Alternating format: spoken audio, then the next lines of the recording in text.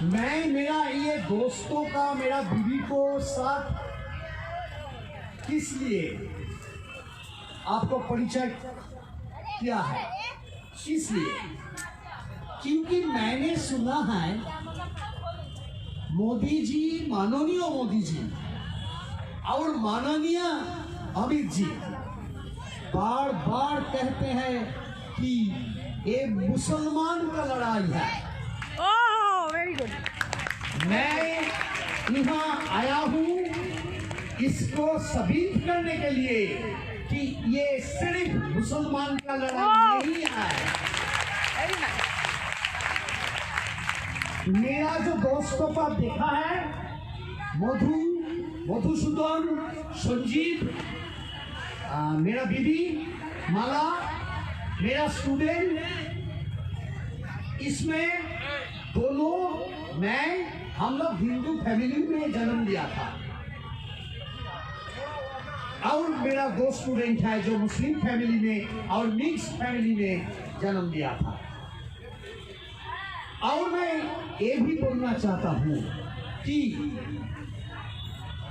मोदी जी आप देख लीजिए कि ये लड़ाई सिर्फ मुसलमान का नहीं, ये लड़ाई हर हिंदुस्तानी, भारतवासी सभी का है। आप जानते हैं दिल्ली में जो रायट हुआ, रायट कहना ठीक नहीं है, ये मुस्लिम को मार डाला था। यहाँ सिख गुरुद्वारा से कितना सरदार जी आया, लंगर खाना से खाना दिया और खुले आम तलवार लेकर रात भर वो शाहीन बाग का जो मुस्लिम औरतों उसका पहरादारी किया। एक आदमी कहा मैंने जनता का चौकीदार हूं, और चौकीदार ने निकाला डाकात है। आप समझ लीजिए, अमित शाह जी बोला ना, क्रोनोलॉजी थोड़ा समझ लीजिए। आप समझ लीजिए कौन चौकीदार का बात, कौन फेक चौकीदार, क्या बोलता, झूठा चौकीदार। असली चौकीदार साबित हुआ वो गुरुद्वारा का सरदार जी, जिनको ये बोलने का जरूरत नहीं पड़ा कि हम चौकीदार हैं। उनका खुले आम तलवारी से सारे रात को पहरादारी किया, वो साबित किया कि असली चौकीदार वो है। Very good. और भी है, दिल्ली का रायट में बहुत हिंदू फैमिली भी है, जो चर्च भी है, जो मुस्लिम पर जो अटैक हुआ था उससे मुस्लिमों को बचाने के लिए उन्होंने कदम कदम आगे बढ़ रहा था। तो मोदी जी को मैं बोलना चाहता हूं कि आपको पोलराइजेशन कर रहे हैं ना। आप सपना देखा था कि पोलराइजेशन होगा। पोलराइजेशन बांग्ला में बोलता मेरू करो, हिंदी में क्या होगा, बंटवारा। हिंदू और मुस्लिम में बंटवारा कर दो, पार्टीशन कर दो। लेकिन देखिए कितना मजा है कि पोलराइजेशन हुआ, लेकिन वो हिंदू और मुस्लिम के बीच में नहीं। पोलराइजेशन में एक तरफ है मोदी जी और अमित जी, और दूसरे तरफ है आम मुस्लिम।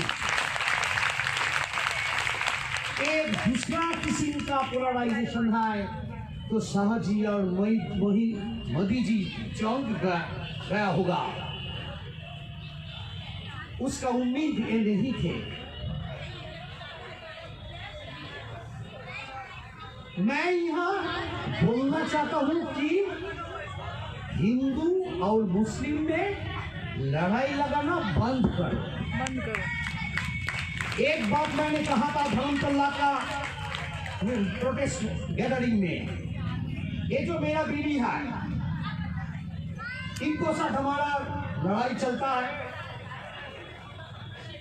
लेकिन मैं मोदी जी को पास ग्रेटफुल है, थैंकफुल है, क्योंकि मोदी जी इतना टॉर्चर किया, इतना बेइंसाफी का काम किया कि हम दोनों को आपस में जोड़ दिया। एक चीज जो मोदी जी ने किया, मेरा बीवी बहुत ऑर्थोडॉक्स हिंदू है, मैं इतना घोड़ा नहीं है। वो हर दीपे में थर्सडे लक्ष्मी माई का लिए फास्टिंग करती है। हाँ। हर दीपे, हर फ्राइडे, शुक्रवार, आज ना, यस सर, कल जय संतोषी माँ उनका पूजा करती है। सारे दिन भर उपवास, खाना नहीं खाता, पानी नहीं पीता, खाना नहीं खाती, पानी नहीं पीती। लेकिन वो अब तो बहुत आप चौंक जाएंगे कि वो हर मंदिर में जाती है, लेकिन वो मस्जिद में भी जाती है। जब मैं पूछा क्यों भाई, उन्होंने बोला अरे मेरे लिए जो है अल्लाह वही है राम, वही है काली, वही है दुर्गा।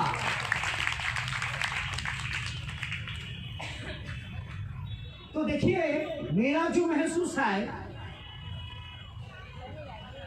एक हर मजहब को एक जान होता है, और जान क्या, वो है इंसानियत। करेक्ट।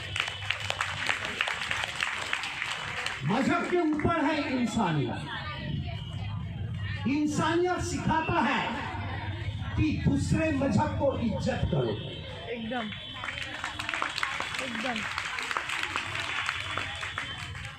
एक मजहब के खिलाफ में दूसरे मजहब को लगाना, ये बहुत गलत काम है,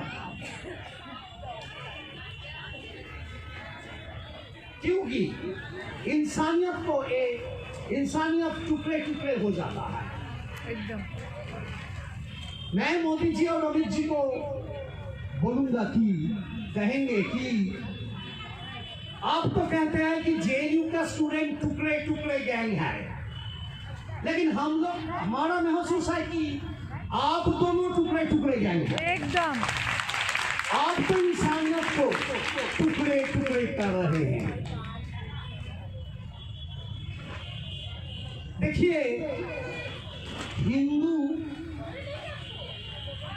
माँ दुर्गा को पूजा करती है, करेक्ट। इसमें थोड़ा मजहबी चीज है और थोड़ा सोशल फिलोसॉफी का चीज है।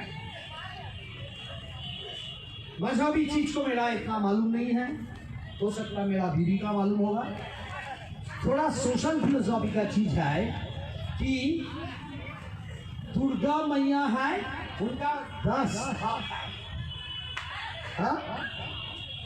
वो असुर को मारता है, मरती है, और हम लोग पूजा करते हैं। तो मैं सोचा कि हिंदू को तो ये जो दुर्गा मैया है ना, वो तो अभी शाहीनबाग में पाठ सर्कस आ गया है, उसको लिए हम पाठ सर्कस का पूजा पंडाल में जाएंगे, काली मोड़ घाट में जाएंगे, बेशक मैं जा सकता हूँ, लेकिन हम क्यों नहीं जाएंगे थोड़ा जिंदा दुर्गा मैया को देखने के लिए। अगर मेरा तंदुरुस्त ठीक होता था तो मैं शाहीन बाग में जरूर जाते थे। ये अभी मुमकिन नहीं है। बोला जाता है कि अगर मोदी है तो मुमकिन है, लेकिन मोदी है तो मेरे लिए नामुमकिन है।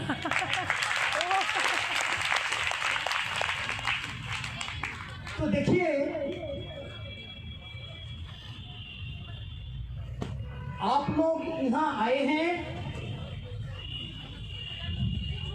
मैं सुना था कि औरत बहुत ठंडा था, इतना दिन रास्ता में इन लोगों ने प्रोटेस्ट में शामिल है। अरे मैं तो मर्द है, इतना शर्म की बात है मेरे लिए। मैं मर्द हूं और लड़ाई में सबसे सामना कर रही है औरत। इन औरतों को सलाम करने के लिए मैं यहाँ आया हूँ। हम लोग क्या जानते थे? हम लोग जानते थे कि औरत छोटी होती है, मर्द ऊपर में, औरत नीचे में। मर्द का हुकूमत औरत को बनना चाहिए। ये सब चेन श्रृंखला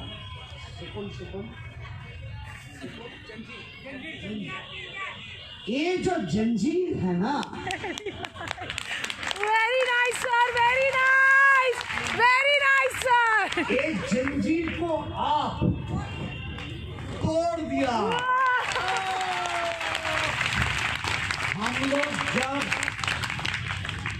हम लोग जब पढ़ाता है ना क्लास में नारीवाद, फेमिनिज्म, उसमें हम थ्योरी पढ़ाता है।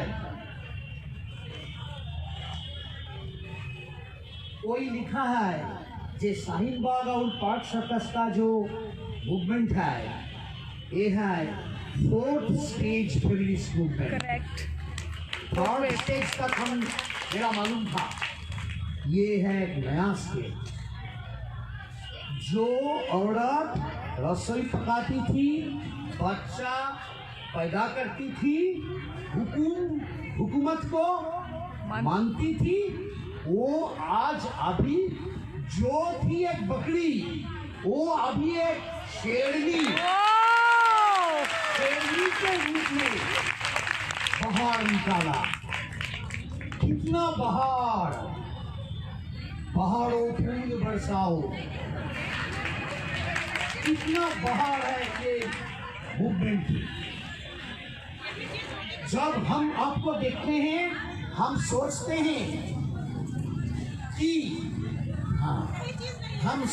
हैं कि वो जो छोटा था, मैंने गान सुनता था जब मैं थोड़ा रोमांटिक था, कुछ लड़की को अच्छा लगता था, अब बोलने नहीं सकता था, इतना हिम्मत नहीं था। मोदी जी को सामना करने का हिम्मत अभी मुझे है, लेकिन उस उम्र में किसी लड़की को सामना करना थोड़ा मुश्किल था, हिम्मत नहीं था। उसी टाइम मैं गाना सुना था, खुदा भी आसमां से जब जमीन पर देखता होगा,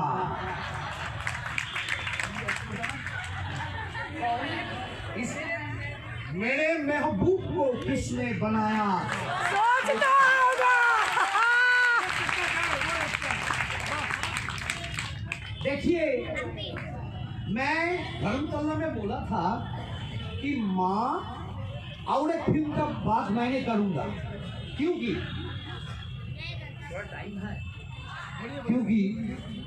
जब मैं छोटा था, मेरा माँ के साथ मैंने अमिताभ बच्चन का दीवार फिल्म देखने गया था, और उधर अमिताभ बच्चन का एक डायलॉग थोड़ा चेंज करके मैं बोलूंगा, आप देखा होगा दीवार। हाँ सर, सबने देखा जब ये जी। बोला था कोई तेरा पास क्या है, हाँ? मैं मोदी जी अमित जी को बोलूंगा कि आपको पास बंगलो है, बाड़ी है, मकान है, गाड़ी है, आपको पास एनआरसी है, सीए और एनपीआर है, तो मेरा आपको पास जेल खाना है, पुलिस है, आरएसएस भी है, विश्व हिंदू परिषद भी है, बजरंग दल भी है, तो मेरा पास क्या है? मेरा पास माँ है। लेकिन एक बात जरूर याद रखना चाहिए कि माँ होना बहुत महत्वपूर्ण विषय है, लेकिन ये औरत को आखिरी मंजिल नहीं है। औरत बच्चा पैदा करने का मशीन नहीं है, एक प्रिंटर नहीं है कंप्यूटर का कि आपने कागज डालो और बच्चा निकालो। औरत है इंसान, और कितना हिम्मत वाली इंसान जो सामने में आती है और पीछे है हम सब। Correct, correct, correct. तो मैं सोचता था कि ए माँ को सलाम, वो जो रहमान, माँ तुझे AR. Rahman, AR. Rahman. AR. Rahman ने ना माँ तुझे सलाम, अम्मा तुझे सलाम, माँ तुझे सलाम। अभी अम्मा और माँ का फर्क नहीं है। जो हिंदू का माँ वो मुस्लिम का अम्मा, करेक्ट, करेक्ट। और जो हिंदू का वो अभी हिंदू का अम्मा माँ बन गया। अब सोचिए, आपको हम सलाम करते हैं, कैसे हो सकता? एक हिंदू माँ का, एक मुस्लिम माँ का, एक हिंदू औलाद हो नहीं सकता क्या? बिल्कुल हो सकता है सर।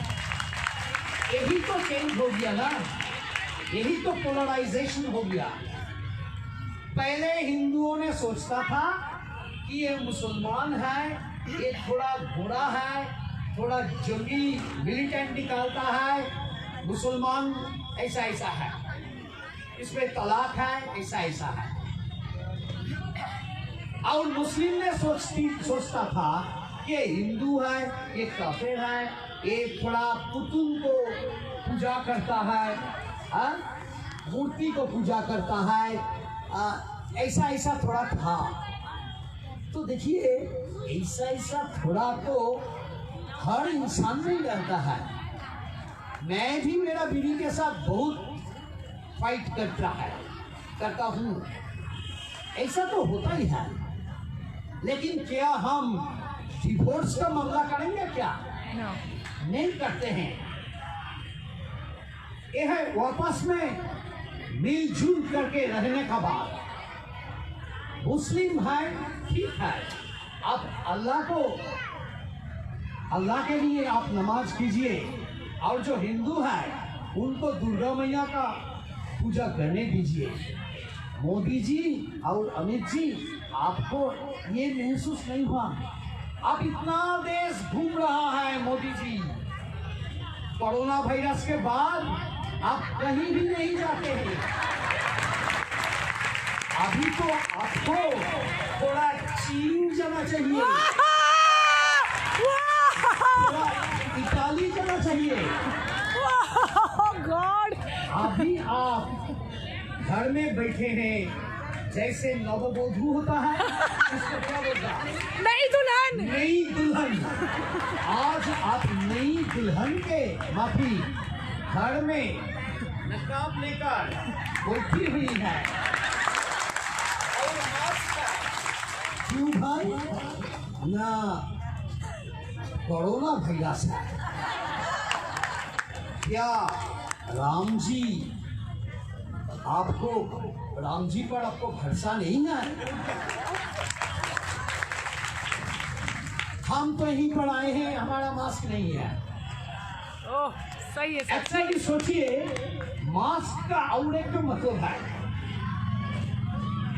हम लोग पढ़ाता है, मास्क ऐसा होता है जो असलियत को ढक ढकता है,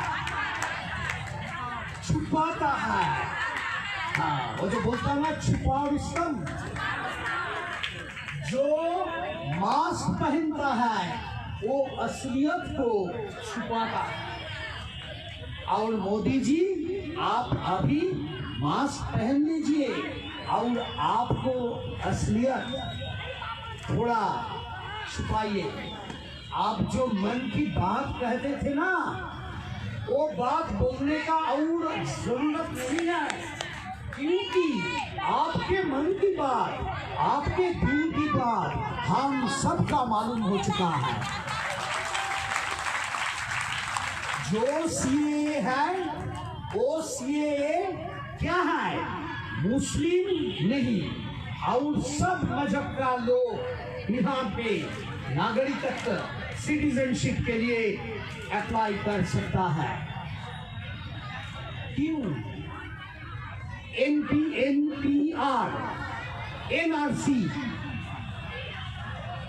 वो क्या है? उसमें चुन चुन के अलग कर लेंगे मुस्लिम को। उसका इरादा ये है कि सिर्फ मुस्लिम को अलग कर लो, लेकिन ये तो हो नहीं सकता। असम में 19 लाख इंसान में 12 लाख हिंदू निकला, जिसको की वोटर, डाउटफुल वोटर ऐलान किया गया था। बहुत मुश्किल का बात है मोदी जी। आप कैसे इनको, आप जानते हैं ना, जब बच्चा पैदा होता है तब वो जो नाड़ी होता है माँ का, क्या बोलता है हिंदी में? नाड़ी बोलता है सर। वो नाड़ी को काट के बच्चा को माँ से अलग करना पड़ता। लेकिन मोदी जी, ये जो नाड़ी है ना, हिंदू और मुस्लिम के बीच में जो नाड़ी है, इसको छेद करने का कोशिश अब करते हैं, लेकिन ये नामुमकिन है, आप नहीं सकेंगे। हमारा हिंदुस्तान, देखिए, हिंदुस्तान एक नाम है, इसका मतलब ये नहीं है कि ये सिर्फ हिंदुओं का देश है। इसका नाम है पाक सरकार। तो क्या हर वक्त इसमें सरकार चल रहा है क्या? नाम से बेवकूफ मत बनिए। करेक्ट। हिंदुस्तान का मतलब ये नहीं है कि ये हिंदू का स्थान है। पार्क सर्कस का मतलब ये नहीं है कि ये सर्कस का मैदान है। तो आप सोचिए, जो हिंदुस्तान बनाया गया था 1947 में, वो तो एक सेक्युलर स्टेट था। सेक्युलर स्टेट क्या होता है? जिसमें हर मजहब है बराबर। राष्ट्र किसी विशेष मजहब पर कोई प्रिविलेज, कोई फैसिलिटी नहीं देता है। यही है सेक्युलरिज्म। इंडिया में यही है इसका मतलब। देखिए, जिन्ना, मोहम्मद अली जिन्ना और कोई भी जिसको बोलता क्या, कायदा आजम, बुनियादी, अच्छा, बुनियादी फरिश्ती, फंडामेंटलिस्ट, ओके, यस, मौलवादी और ऑर्थोडॉक्स, इन लोगों ने उसका ये सेकुलर हिंदुस्तान उसका पसंद नहीं था। तो ठीक है, उन लोगों ने बनाया पाकिस्तान, उन लोगों ने चला गया पाकिस्तान, हम लोग यहीं पर रहेंगे, रह गए। और हम क्या, हिंदू है, बहुत सारे मुस्लिम हैं, सिख है, ईसाई है, बुद्धिस्ट है, जैन है, जूस है, जो नास्तिक है, जो भगवान या अल्लाह पर जिसका फेथ नहीं है, वो भी यहीं पर रह गए थे। ये तो सेकुलर स्टेट है। आपको यह फ्रीडम है, आपको फ्रीडम, कॉन्स्टिट्यूशन, संविधान क्या बोलता है इसको दोस्तों, जो फंडामेंटल लॉ, संविधान है, सब कानून का ऊपर जो बेसिक फंडामेंटल कानून है उसको बोलता संविधान। एक किताब है, इसमें रिलीजियस फ्रीडम, मजहबी आजादी इसमें मंजूर था। तो हम लोग यहाँ रह गए थे। मेरा पूछना है मोदी, मेरा बोलना है, हाँ, थोड़ा पोलाइटली, थोड़ा विनय के साथ मेरा बोलना है, माननीय मोदी जी, माननीय अमित जी, आपको ये सेकुलर हिंदुस्तान पसंद नहीं है तो आप भी चला जाइए। जिन्ना ने चला गया था क्योंकि सेकुलर स्टेट उनको पसंद नहीं थे, तो आपको पसंद नहीं है, आप भी चला जाइए। हम लोग आपको कुछ नहीं मना करता है, आपको ये राइट है, अधिकार है, आप कहाँ जाएंगे ये तो आपका प्रॉब्लम है।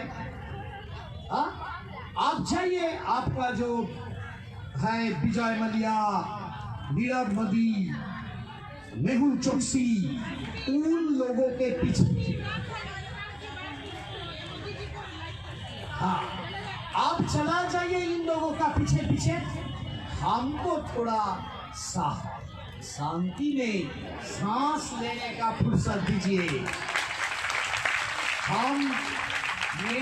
हम लोगों का बच्चा है, उनका शिक्षा है, हम लोगों का संसार है, फैमिली है, हम लोगों का, आप लोगों का, हम लोगों का नौकरी है, काम है, घर में काम है, बाहर में काम है, हम लोगों का स्वास्थ्य का हेल्थ इश्यूज है, मेडिकल ट्रीटमेंट है, एक शेल्टर होम बनाना है, घर बनाना है, लड़की का शादी है, लड़का का शादी है, बहुत कुछ है। तो आप कहें हमारे लिए तो सेकुलर से कोई प्रॉब्लम नहीं है, ये तो आपका प्रॉब्लम है। करेक्ट, तो करेक्ट। आप कहाँ से आ गया भाई साहब? ये तो हम लोग का। और एक बात है, आप तो जय श्री राम जी उनका भक्त है। देखिए, राम जी ने तो मैं सुना है, राम जी ने तो उनका पिताजी का वादा पूरा करने के लिए 14 साल अपना सियासत, पावर, गवर्नमेंट, राज्य सब छोड़कर 14 साल के लिए वनवास चला गया था। तो मोदी जी, अमित जी, आप भी तो आपका वादा निभाने नहीं सका। आप बोला सबका साथ, सबका विकास, सबका विश्वास। आप बोला था हर आदमी का बैंक में, हर औरत का बैंक में 15 लाख रुपया आप जमा कर देंगे। आपको ये वादा आप निभाने नहीं सका, तो आपका भगवान श्री राम जी की तरफ सियासत छोड़ के क्यों नहीं चले जाते? ये इंडिया में बहुत वन है, जंगल है, हिमालय पहाड़ है, आप चला जाइए। 14 साल के लिए हमको थोड़ा सांस लेने का फुर्सत दीजिए। देखिए, मोदी जी हिंदू को नाम वो कितना मेरा ये मालूम होता है कि मोदी जी जो हिंदुत्व का बात करता है, मैं धर्मतल्ला का मीटिंग में बोला था कि धर्मतल्ला का न्यू मार्केट में मैं, मेरा बीबी, मेरा लड़की के साथ जाते थे और थोड़ा इमिटेशन ज्वेलरी खरीद करते थे। तो मोदी जी और अमित जी का जो हिंदू धर्म है वो असली हिंदू धर्म नहीं है, वो है इमिटेशन हिंदू धर्म। वो दिखता है, इसको आप खरीद कर सकते हैं। ये जो अंबानी है, अदानी है, नीरव मोदी है, मेहुल चोकसी है, इन लोगों ने ये फेक हिंदुत्व, झूठा हिंदुत्व, इमिटेशन ज्वेलरी के तरफ वेरी नाइस, वेरी नाइस, और वेरी क्या नाइस। होता है सोचिए, इन लोगों ने LIC को बेच दे रहा है, ये येस बैंक फेलियर हो गया है, स्टेट बैंक में अभी प्रॉब्लम है, टेलीफोन BSNL का हजारों एम्प्लॉई उसको छटाई किया गया है। इन लोगों का कॉर्पोरेट कैपिटल जो है पूंजीवाद, ये पूंजीवाद का चौकीदार है। Correct, correct sir, correct. चौकीदार नहीं है। देखिए, मैं और टाइम हो गया ना, मैं और एक बात कहूंगा कि देखिए, हम लोग थ्योरी में पढ़ाता है कि इसको बोलता फैसिज्म, तानाशाही। ये जो बीजेपी का गवर्नमेंट है ना, इसको बोलता फैसिज्म। क्या है इसका मतलब? 1920s में इटाली में मुसोलिनी का था फैसिज्म, 1930s में जर्मनी में हिटलर का था फैसिज्म। हिटलर ने क्या किया? और जू को दुश्मन बनाया था।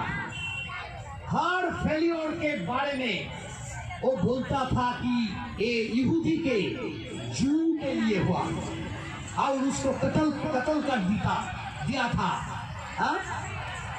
कंसंट्रेशन कैंप में। हमारा जो अंडरस्टैंडिंग है, ये मोदी जी और अमित जी ये मुस्लिम को बनाया अपना टारगेट, उनका दुश्मन। जो भी फेलियर है बेकारी है, बेकार।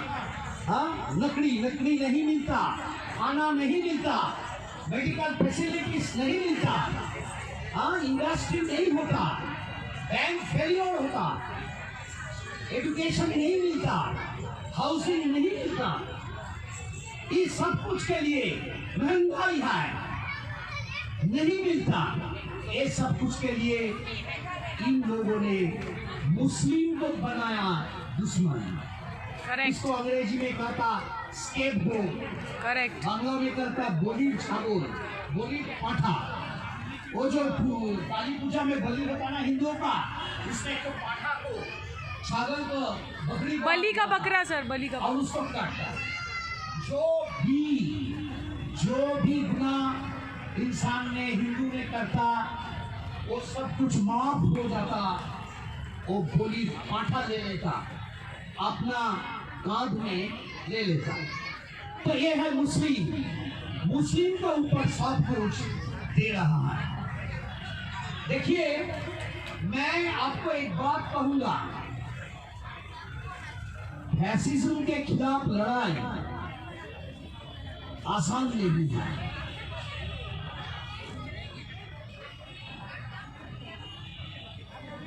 जो दिल्ली राइट हुआ था, जो गुजरात हुआ था, जो होने वाला है, इसके लिए हम सबका तैयार रहना चाहिए। कैसे? हम एक किताब पढ़ रहा था था दिमित्रोव का फैसिज्म। दिमित्रोव एक कम्युनिस्ट था बुल्गारिया का। वो लिखा था कि फैसिज्म के खिलाफ सब कोई को शामिल करना चाहिए। समझे आप? फैसिज्म के खिलाफ सब कोई को, कोई है अपने धंधे में आया है, कोई आया है अपना वोट के लिए, कोई आया है एक महीना के लिए, कोई आया है फैसिलिटिंग, डिटरमिन नहीं है। सब कोई को आपको शामिल करना चाहिए। एक कागज का टुकड़ा पड़े हुए उसको उठाइए और उसको इस्तेमाल कीजिए फैसिज्म के खिलाफ। Very nice sir, very nice. बल्कि ये लड़ाई आसान नहीं है, क्योंकि ये लड़ाई आसान नहीं है। फैसिज्म के खिलाफ लड़ना चाहिए। तो आप ख्याल रखेंगे, आप जो शेरनी है इतनी सारी, आप के लिए हमारे बहुत उम्मीद है। हम लोग जो हिंदू परिवार में जन्म लिया था, हम लोगों को भी डर है, क्योंकि पहले मुस्लिम को कत्ल करो, उसके बाद छात्रों स्टूडेंट्स को कत्ल करो। ओह गॉड। चंद्रशेखर आजाद जो दलित है उसको कत्ल करो। ओह गॉड। कन्हैया कुमार है, शहला रशीद और फिल्म एक्ट्रेस सोरा भास्कर और काफिल खान, जो फैसिबाद के खिलाफ में आवाज उठाएंगे उसको चून चून करके मारने का कोशिश इन लोगों ने करेंगे।